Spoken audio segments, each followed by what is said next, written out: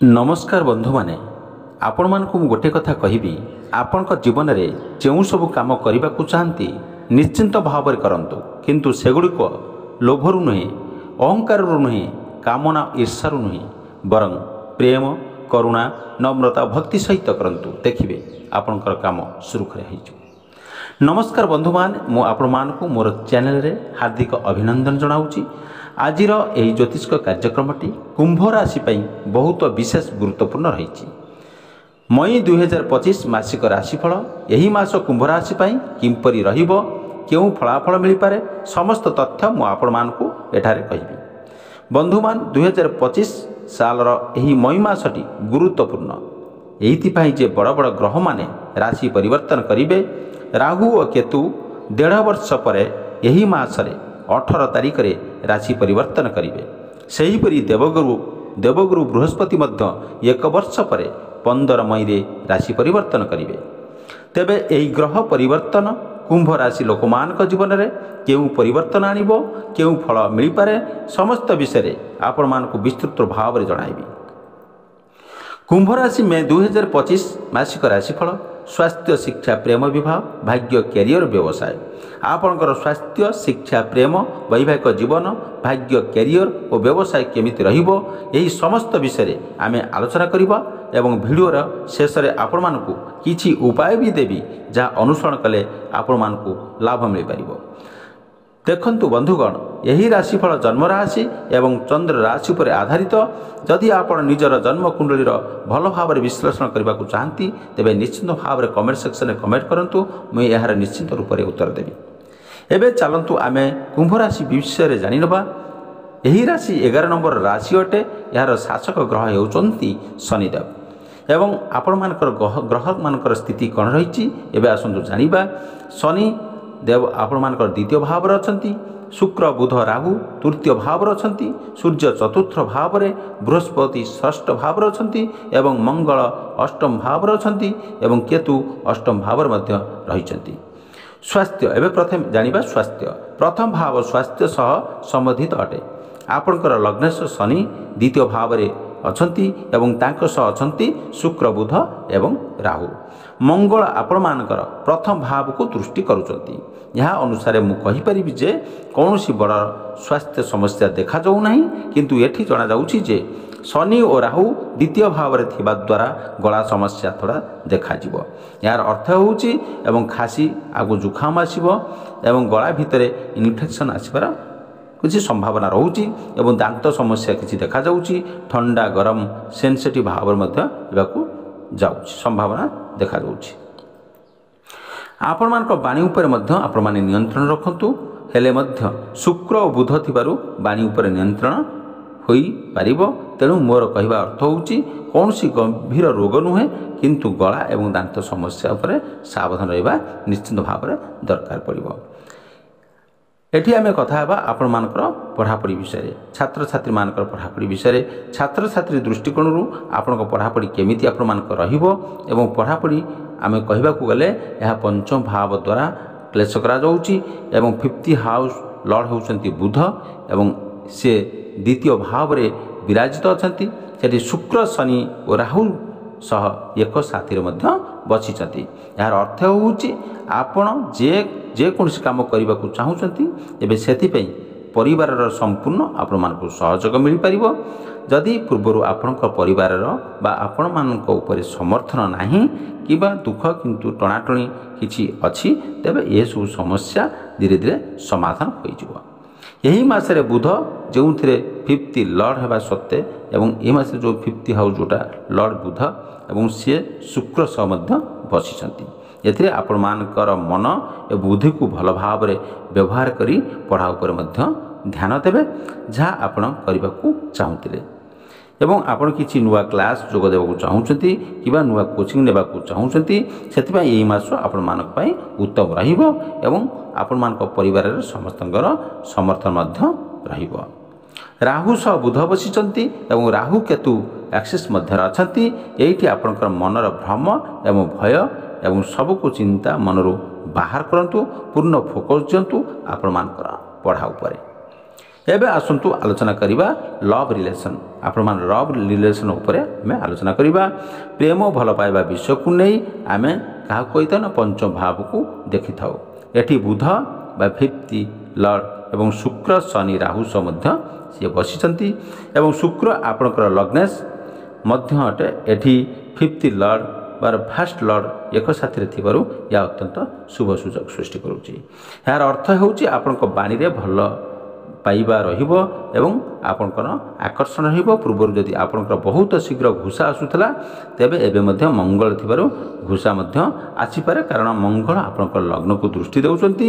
ତେବେ ଏହି ଛୋଟ ଅନ୍ତର୍ବର୍ତ୍ତୀ ଅଭିବ୍ୟକ୍ତ ଭଳି ହେବ, କିନ୍ତୁ ସବୁଠାରୁ ଅଧିକ ଅନ୍ତର୍ଭୁକ୍ତ ନୁହେଁ।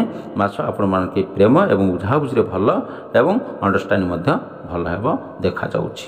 ଏହା କହିବାକୁ ଗଲେ ଏହି ମାସରେ ଆପଣମାନଙ୍କ ପାଇଁ ଶିକ୍ଷା, ପରିବାରର ସମର୍ଥନ ଏବଂ ପ୍ରେମ ଏବଂ ଅତ୍ୟନ୍ତ ଶୁଭ ସୂଚନା ଦେଖାଦେଉଛି। ଲଭ୍ ରିଲେସନ୍ ଏବଂ ବିବାହିତ ଜୀବନ, ଯେହେତୁ ମୁଁ ଦେଖୁଛି ଶୁକ୍ରଙ୍କ ସହିତ ବୁଧ ଅଛନ୍ତି, ତେଣୁ ଆପଣ ଯେମିତି ଚାହୁଁଛନ୍ତି ବା ଯେମିତି କହୁଛନ୍ତି ଥୋଡ଼ା ସହଜ ଏବଂ ପ୍ରେମପୂର୍ଣ୍ଣ ଭାବରେ ଆଗକୁ ବଢ଼ନ୍ତୁ। ପୂର୍ବରୁ କିଛି ସମସ୍ୟା ଥିଲେ, କିଛି ଅସୁବିଧା ଥିଲେ, ବର୍ତ୍ତମାନ ଆପଣ ସେହି ଅଂଶଗୁଡ଼ିକୁ ଠିକ୍ କରିବା ପାଇଁ ଚେଷ୍ଟା କରିବେ, କାରଣ ଏଠାରେ ଯୋଗ ମଧ୍ୟ ଭଲ ଅଛି। ଆପଣଙ୍କ ମନ ଭିତରେ ଅଧିକ ଆଶଙ୍କା, ସନ୍ଦେହ, ପୁରୁଣା ଘଟଣାଗୁଡ଼ିକୁ ପୁଣି ବାରମ୍ବାର ମନେ ପକାଇବା ଏବଂ ନେଗେଟିଭ୍ ଫିଲିଂ ରହିଆସୁଛି, ଏଗୁଡ଼ାକୁ ଆପଣମାନେ ତୁରନ୍ତ ଛାଡ଼ି ଦିଅନ୍ତୁ। ଏହି ମାସରେ ଆପଣଙ୍କର ପ୍ରେମ ସମ୍ପର୍କ ବହୁତ ଭଲ ଦେଖାଯାଉଛି। ଏବେ ଆସନ୍ତୁ ଜାଣିବା ବିବାହିତ ଜୀବନ। ଆସନ୍ତୁ ବର୍ତ୍ତମାନ କଥା ଆପଣଙ୍କ ବିବାହିତ ଜୀବନ ଉପରେ ବା ବିବାହିତ ସମ୍ପର୍କ ବିଷୟରେ। ସପ୍ତମ ଘର ହୁଏ ବିବାହିତ ଜୀବନର ଘର। ସପ୍ତମ ଘରର ସ୍ୱାମୀ ହେଉଛନ୍ତି ସୂର୍ଯ୍ୟ। ସୂର୍ଯ୍ୟ ବର୍ତ୍ତମାନ ତୃତୀୟ ଘରରେ ଅଛନ୍ତି, ଚତୁର୍ଥ ଘରକୁ ଯିବେ। ମଙ୍ଗଳ କେତୁ ସପ୍ତମ ଘରକୁ ଯିବେ ଏବଂ ଯୋଗ ଦେଉଛନ୍ତି। ଏଠାରେ ମୁଁ ଏକ ଜିନିଷ ଦେଖୁଛି, ଆପଣଙ୍କର ରାଗ ଏବଂ ଠିକ୍ ଭାବରେ ସମୟ ନ ଦେବା ଏବଂ ଛୋଟ ଛୋଟ ଘଟଣାକୁ ତୁରନ୍ତ ପ୍ରତିକ୍ରିୟା ଦେବା ହେତୁ ବିବାହିତ ଜୀବନରେ କିଛି ଟେନସନ୍ ଆସିପାରେ। ମଙ୍ଗଳ ଫାର୍ଷ୍ଟ ହାଉସ୍ ଏବଂ ସପ୍ତମ ହାଉସ୍କୁ ଦୃଷ୍ଟି ଦେଉଛନ୍ତି। ଏହି ପରିସ୍ଥିତି ମଇ ମାସ ବିବାହିତ ଜୀବନକୁ ଥୋଡ଼ା ଅସ୍ଥିର ମଧ୍ୟ କରିପାରିବ। ବିଶେଷ କରି 14-15 ମଇ ପରେ ଅଧିକ ପ୍ରଭାବିତ ହେବାର ସମ୍ଭାବନା ରହୁଛି, କିନ୍ତୁ ଏହା କୌଣସି ବଡ଼ ସମସ୍ୟା ନୁହେଁ। ଆପଣଙ୍କ ବିବାହିତ ଜୀବନ ସାଧାରଣତଃ ଭାବେ ଠିକ୍ ରହିବ। ଆପଣଙ୍କ ଲାଇଫ୍ ପାର୍ଟନର୍ ମଧ୍ୟ ଏହି ମାସରେ କୌଣସି ଯାତ୍ରା ଯାଇପାରନ୍ତି ଏବଂ କାମରେ ଚାପ ମଧ୍ୟ ବଢ଼ିପାରେ। ସେମାନେ ଅଧିକ ଭାବେ ଓଭର ଥିଙ୍କିଂ କରିପାରନ୍ତି, ଛୋଟ ଛୋଟ କଥାକୁ ଅଧିକ ରିଆକ୍ଟ ମଧ୍ୟ କରନ୍ତି। ଏ ଅବସ୍ଥା ଆପଣଙ୍କ ମଧ୍ୟରେ ମଧ୍ୟ ରହିପାରିବ। ଏବଂ ଭାଗ୍ୟ, କ୍ୟାରିୟର, ବ୍ୟବସାୟ। ଏବେ ଆସନ୍ତୁ ସବୁଠାରୁ ଗୁରୁତ୍ୱପୂର୍ଣ୍ଣ ବିଷୟ ହେଉଛି ଆପଣମାନଙ୍କର ଭାଗ୍ୟ, କ୍ୟାରିୟର, ବ୍ୟବସାୟ ବିଷୟରେ କଥା ହେବା। ନବମ ଘର ହେଉଛି ଭାଗ୍ୟ ଘର। ଏହାର ସ୍ୱାମୀ ହେଉଛନ୍ତି ଶୁକ୍ର। ଶୁକ୍ର ବର୍ତ୍ତମାନ ଦ୍ୱିତୀୟ ଘରରେ ଅଛନ୍ତି, ସେଥିପାଇଁ ଶନିଙ୍କ ସହିତ ସେ ରହିଛନ୍ତି। ଏହି ମାସରେ ଆପଣମାନଙ୍କର ଭାଗ୍ୟ ବହୁତ ଉତ୍ତମ ରହିବ। କାହିଁକି? କାରଣ ନବମ ଘରର ଲର୍ଡ଼ ଶୁକ୍ର ଏବଂ ଦ୍ୱିତୀୟ ଘରରେ ଅଛନ୍ତି ଫାର୍ଷ୍ଟ ଲର୍ଡ଼ ସହିତ। ଏହି ଯୋଗ ଏକ ରାଜଯୋଗ ତିଆରି କରୁଛି, ଯାହା ଆପଣଙ୍କର ଭାଗ୍ୟକୁ ପୂର୍ଣ୍ଣ ସହଯୋଗ ମିଳିପାରିବ। ଏହି ମାସରେ ଯଦି ଆପଣ କୌଣସି ବ୍ୟବସାୟ ଏବଂ ଟ୍ରେଡିଂ, କୌଣସି ଜିନିଷ କରିବାକୁ ବିକ୍ରୟ କ୍ରୟ କରିବାକୁ ଚାହୁଁଛନ୍ତି କିମ୍ବା କୌଣସି ନୂଆ କାମ ଆରମ୍ଭ କରିବା, ଯାତ୍ରା କରିବା ଏବଂ ମିଟିଂ ଆଟେଣ୍ଡ କରିବା କିମ୍ବା କୌଣସି ବଡ଼ କାମ କରିବାର ଯୋଜନା ରଖୁଛନ୍ତି, ମୁଁ କହିବି ଆପଣମାନଙ୍କୁ ଏ ମାସରେ ବହୁତ ଶୁଭ ଏବଂ ଭଲ ଲାଭଦାୟକ ରହିବ। ଭାଗ୍ୟ ପୂର୍ଣ୍ଣ ଭାବରେ ଆପଣମାନଙ୍କୁ ସାଥ ଦେବ। ଯେକୌଣସି ଶୁଭ କାମ କିମ୍ବା ମାଙ୍ଗଳିକ କାର୍ଯ୍ୟ କରିବାକୁ ଚାହାନ୍ତି, ଏହି ସମୟ ବହୁତ ଉପଯୁକ୍ତ ରହିବ। ଏବଂ କ୍ୟାରିୟର ବିଷୟରେ ଦେଖିବାକୁ ଯାଉଛୁ। କ୍ୟାରିୟରକୁ ଦଶମ ଘରର ଦର୍ଶାଯାଏ। ଏହି ଘରର ଅଧିପତି ହେଉଛନ୍ତି ମଙ୍ଗଳ। ବର୍ତ୍ତମାନ ମଙ୍ଗଳ ଅଛନ୍ତି ଷଷ୍ଠ ଘରରେ, ଯେଉଁଠି ସେ ନିଚ ଘରରେ ବା ନିଚ ରାଶିରେ ଅଛନ୍ତି। ଭାଗ୍ୟ ନିଶ୍ଚିତ ଭାବରେ ସାଥ ଦେଉଛି, ଏଥିରେ କୌଣସି ସନ୍ଦେହ ନାହିଁ। କିନ୍ତୁ କ୍ୟାରିୟରରେ ମଧ୍ୟ ଏହି ମାସଟି ଆପଣମାନଙ୍କୁ କିଛି ଅସୁବିଧା ହୋଇପାରେ। ମଙ୍ଗଳ ଷଷ୍ଠ ଘରରେ ନିଚ ଥିବାରୁ ଆପଣଙ୍କ ମନ ଦୃଢ଼ ଭାବରେ କାମ କରିବାର ଆଳସ୍ୟ ଅନୁଭବ ଦେବ, କିନ୍ତୁ ମନ ଦୁର୍ବଳ ରହିପାରେ। କାମ କରୁଥିବା ସମୟରେ ସିନିୟର ଏବଂ ଜୁନିୟର କିମ୍ବା ବସ୍ଙ୍କ ସହିତ ବିବାଦ କରିବେ। ନେଗେଟିଭ୍ ଭାବନା ଆସିବା କିମ୍ବା ନିଜେ ଅନ୍ୟ କାହା ସହ ଦୋଷ ଉତ୍ପନ୍ନ କରିବା ଭଳି ମଧ୍ୟ ସମସ୍ୟା ଉପୁଜିପାରେ। ଏହାଛଡ଼ା ସେ ଯେକୌଣସି କାମ ଆପଣଙ୍କୁ ମିଳୁଛି ତାଙ୍କୁ ନେଇ ଦୃଢ଼ ଟେନସନ୍ ଏବଂ ଏକ୍ସାଇଟ୍ ହେବାର ଆଶଙ୍କା ରହିଛି, କିନ୍ତୁ ଭାଗ୍ୟ ଭଲ ଥିବାରୁ କାମ କିନ୍ତୁ ହୋଇଯିବ। ଆଗକୁ ଆସି କୌଣସି ବଡ଼ ସମସ୍ୟା ହେବାର ଚିନ୍ତା ମଧ୍ୟ ନାହିଁ। ଏହି ପରିସ୍ଥିତି ଅଧିକତମ 14-15 ମଇ ପର୍ଯ୍ୟନ୍ତ ଦେଖିବାକୁ ମିଳୁଛି। ତେଣୁ ଏହି ମାସରେ ଆପଣ ଶାନ୍ତ ରୁହନ୍ତୁ ଏବଂ ଆପଣ ସହଯୋଗ ମଧ୍ୟ କରନ୍ତୁ। ଭଲ ଭାବରେ ଲୋକଙ୍କ ସହିତ କାମ କରନ୍ତୁ। ମଙ୍ଗଳ ଗ୍ରହ ଉପରେ ଅନୁକୂଳ ପ୍ରଭାବ ପାଇଁ କିଛି ଉପାୟ ମୁଁ କହିବି, ଯାହାକୁ ଆପଣ ଅବଶ୍ୟ ଅନୁସରଣ କରନ୍ତୁ। ଆପଣମାନଙ୍କର କ୍ୟାରିୟର ଚେଞ୍ଜ ହୋଇଯିବ। ଚାଲନ୍ତୁ ଏହି ମାସରେ ବ୍ୟବସାୟ ବିଷୟରେ କଥା ହେବା।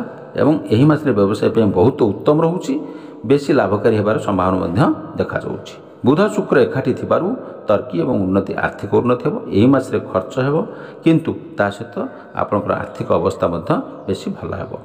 व्यवसाय रे लाभ हेबो कारण एठारे बुध शुक्र दुई जण अछंती। एही मास 14-15 तारिख पर स्पष्ट भाव उन्नति देखा मिलिबो किंतु एठी गोटे गुरुत्वपूर्ण कथा कहबाक चाहूँगी। गुरु ग्रह 15 मे रे आसिबे एवं राहु आपनकर प्रथम भाव को प्रवेश करिवे। एही दुईटी ग्रह बुद्धिमती एवं चतुरता समझदारी को बढ़ाइबे एवं गुरु 15 मे पर आपनकर 11तम भाव को दृष्टि देवे जहाँ परिणाम कर्म क्षेत्र बा कार्य क्षेत्र प्रमोशन हेबार संभावना अच्छी किंतु एटी आपनकर शांत एवं रहिबा दरकार। राहु जेतु प्रथम भाव को आसिबे जे आपन को बहुत धीर एवं चतुर मन देवे। यही परिवर्तन 18 मास परे हेबाकू जाउछि।